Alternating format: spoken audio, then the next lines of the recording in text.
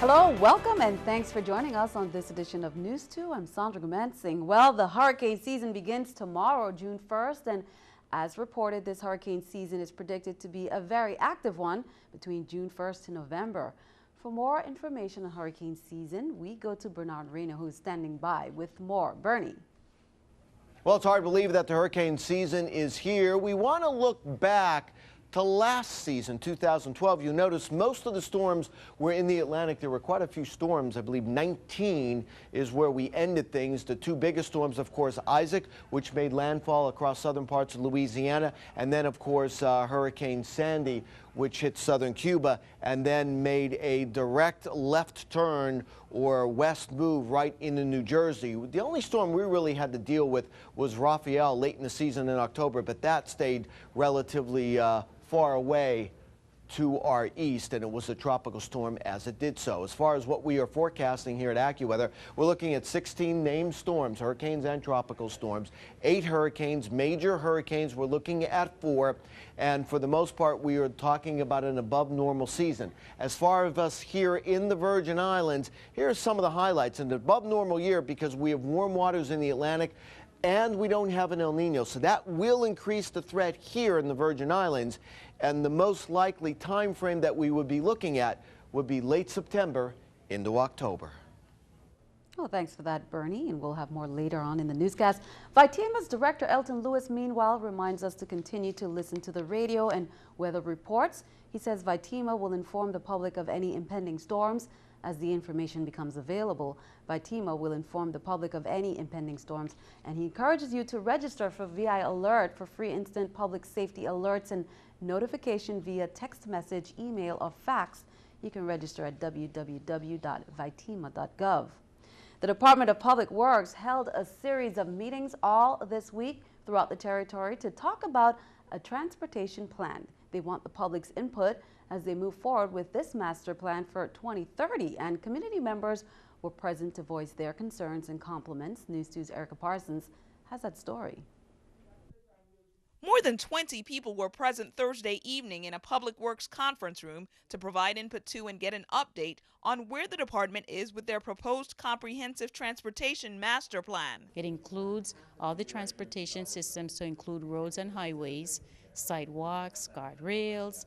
Also, it includes a transit system. The plan looks at all modes of transportation, transit, ferries, vehicle taxis, and to be able to identify what are the current transportation issues on the island and inter-island, and also try to forecast in the future what are these issues and how are we going to be able to address these issues based on growth in population, growth in employment. Every state is required to have a transportation plan. Not having one has sometimes affected the department's ability to receive federal funding. The Virgin Islands is not required to have such a plan. However, what we found is that having this plan, we can prioritize projects, we can determine funding needs. What we also needed to do is to put ourselves in a position where we're competitive with all the other states for grant monies. That's critical since many of the community's concerns could be addressed if the department had more money. Yes, we know we have problems with our roads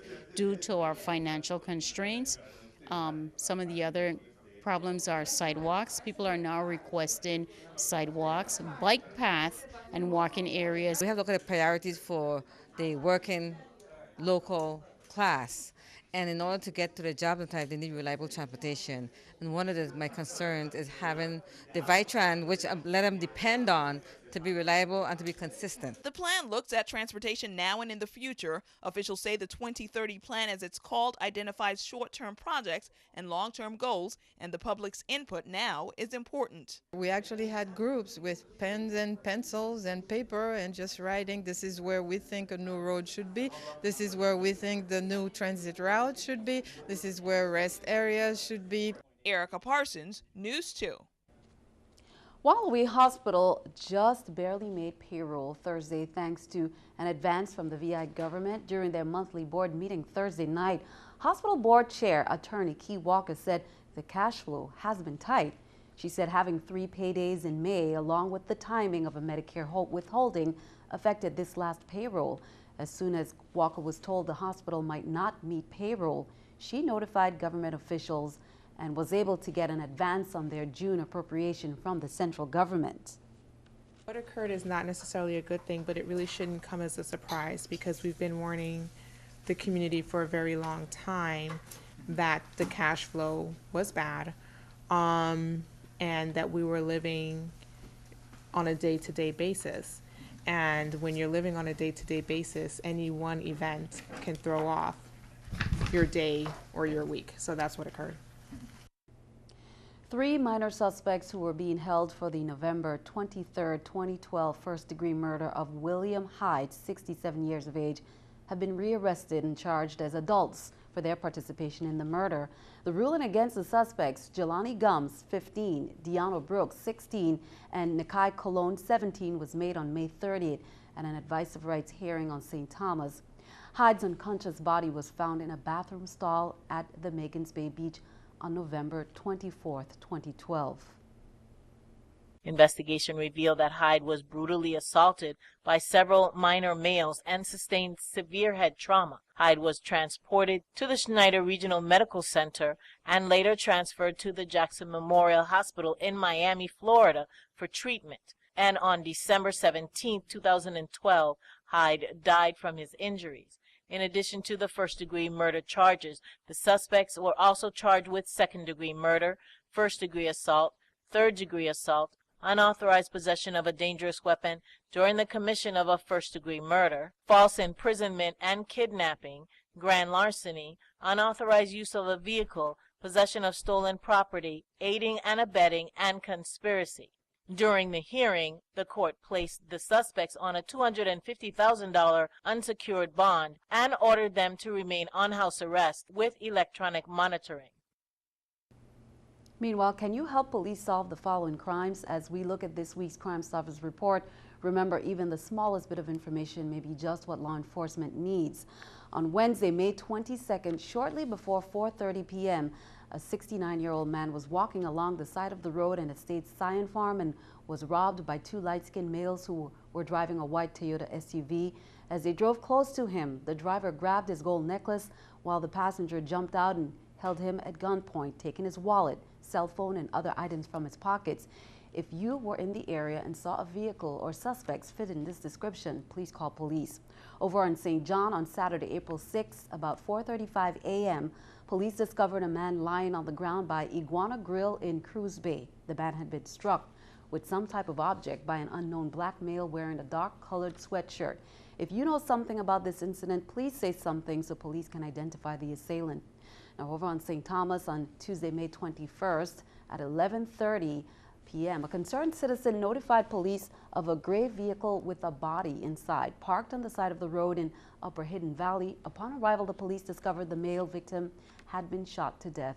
Tell Crimestoppers what you know so police can identify the killers. The minimum cash reward for the arrest of an armed robber is $900 plus 10% of the retail value of property recovered. For the arrest of a homicide suspect, it is $1,500. The maximum reward is $2,500. Governor John DeYoung was interviewed Thursday on Top Talk, a St. Thomas radio program. Hovenza was one of the topics discussed during the talk show, and DeYoung said he's still waiting for one partner to sign off on the sales process. The point for me was, let's get to where we have a willing seller, and that seller, if Hovenza and if Hess and PDVSA agree, then that works best for the community, because then we have a pathway out to make it an economic generator. Right now, I negotiated an agreement. It's been signed by Hovenza, it's been signed by Hess. I'm just waiting to see what happens with PDVSA so I can make a formal submission to the legislature. There's no reason for them to hold us hostage and not to sign the agreement to sell it. In all deference to them, I think that's probably one of the reasons it has not been signed. I think the closeness of the election between the vice president who won, Maduro, and the challenger, I think that's probably why decisions have been stifled to a certain extent. Turn our attention to Washington. The government's 2 biggest trust funds are running dry. The latest projections confirm that both Social Security and Medicare will run out of money within the next couple of decades. Alexis Christoforos explains what it means. Barbara Broadleib depends on both Social Security and Medicare to make ends meet. Well, I use it to live on. My family helps me out, and Social Security really picks up the difference. So she's paying close attention to the latest warning from the Obama administration that the programs will run out of money within the next 20 years. Protecting Social Security and Medicare is one of the most significant challenges we face today as a nation, and is a challenge we can and must meet. The annual report for the two funds says Social Security will be depleted in 2033. At that point, there will only be enough incoming money to pay seniors about 3/4 of their benefits, a prospect that worries future retirees. You're kind of looking forward to this, and then not knowing if that's going to be there, it does bother. It is a concern. As for Medicare, the hospital trust is now expected to run dry in 2026. That's actually 2 years later than last year's estimate. The Obama administration says savings from health care reform have helped, but that more work is needed to avoid a cut in benefits. It's our duty to keep Medicare strong and sustainable so that our children can look forward to the same security when it comes time for them to retire. Medicare and Social Security provide benefits to 58 million Americans. And with 10,000 people becoming eligible each day, the pressure is on Washington to keep those programs afloat. Alexis Christoforous, CBS News, New York. And keeping our eye on the economy, Honda is the latest automaker trying to boost sluggish sales of its electric cars. Starting in June, the monthly lease of the Honda Fit EV will be cut by 1/3. Electric cars represent less than 1% of all car and truck sales. That's because of stable gas prices and concerns that electric cars can't go far without a recharge. This is the New York Stock Exchange with Scotiabank's Stock Market Watch. The Dow, Nasdaq, S&P all down. The Dow 208, Nasdaq 35, S&P 23. Coming up on News 2, many high school students learned all about the educational opportunities available to them on the college level at the Thurgood Marshall College Fund's High School Leadership Institute at UVI. That and more coming up next. If you're a homeowner or in the market to purchase a house, you won't want to miss the 3rd annual Housing Expo. The Virgin Islands Housing Finance Authority will be celebrating National Home Ownership Month, and to kick it off, the annual expo starts Saturday in St. Croix at Sunshine Mall from 10 to 3. Numerous agencies, vendors, and lending institutions will be on hand to talk about getting and maintaining a home. There will also be lots of workshops, prizes, and giveaways. The St. Thomas Expo is scheduled for June 22nd at UVI. Well, many high school students learned about the educational opportunities available to them on the college level at the Thurgood Marshall College Fund's High School Leadership Institute at UVI's Sports and Fitness Center this afternoon. The event was a first to be organized by the TMCF and one of its member institutions, UVI. Today we have students from the Charlotte Amalie High School, Eudora Keene High School, and the St. Peter's and Paul Private School. The ultimate goal for this program is to be able to prepare high school students for the Thurgood Marshall Leadership Institute and Career Fair that is usually taking place in New York. Students will have an opportunity to gain internships, gain job opportunities, as well as meet top-tier employers. We're pleased to have with us today so many people from the Thurgood Marshall Institute and so many students who have come out from both islands on St. Croix and St. Thomas to be part of this first, the inaugural Institute for high school students. It's a collaborative effort that was put together by the University of the Virgin Islands, the Thurgood Marshall Institute, the College Access Challenge Grant Program, and the Alpha Kappa sorority, the Rosei chapter. Thurgood Marshall College Fund supports 47 public historically black colleges and universities across the continental United States, as well as here in the Virgin Islands, as well as 6 law schools. We're so honored this year to be able to partner. This is an extension of our Leadership Institute that we host each year. We have 500 students approximately come to Washington, D.C., and now we're able to extend this to the high school level and our partner here in the Virgin Islands. The high school students at the St. Croix Educational Complex recently shined at the school's annual Language Arts Showcase. This year's theme was Literature Unleashed, the new era of language arts. The students competed in the areas of poetry, storytelling, readers' theater, debate, open genre, and original song.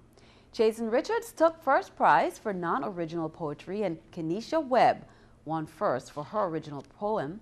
Chasen Richards and Kalia Mitchell took the top spot in the debate category for their successful argument of appealing the Defense of Marriage Act. Amal Bryson won for original storytelling, and Dana Velasquez took first for non-original speech. Rochelle Frederick won in the original speech category.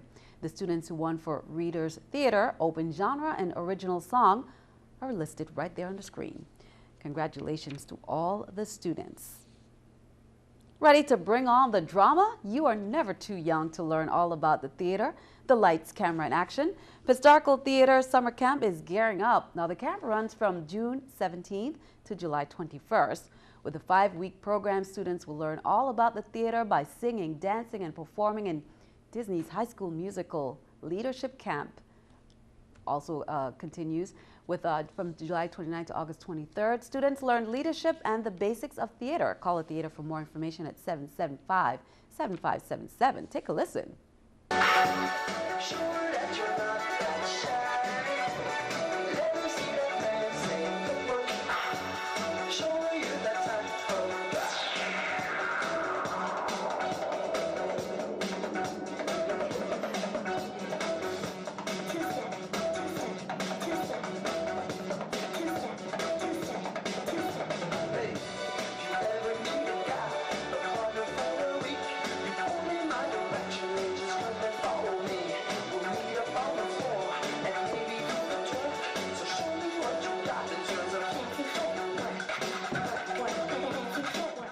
Oh, good job. Looking forward to the actual final product.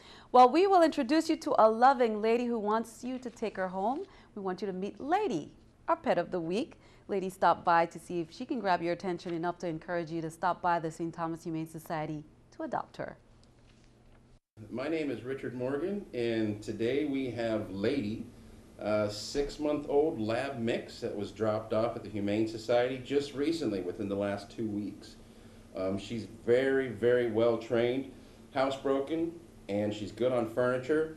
She likes to ride in the car. She is doing a great job. She's just a little nervous being on camera today, but she's looking for a home. If you guys are interested, please come down and adopt her. Check her out. Check somebody else out. And if you need help with spay and neutering, please let us know. We can help. Thank you. She is a cutie. Stick around. Your News2 AccuWeather forecast is coming up next.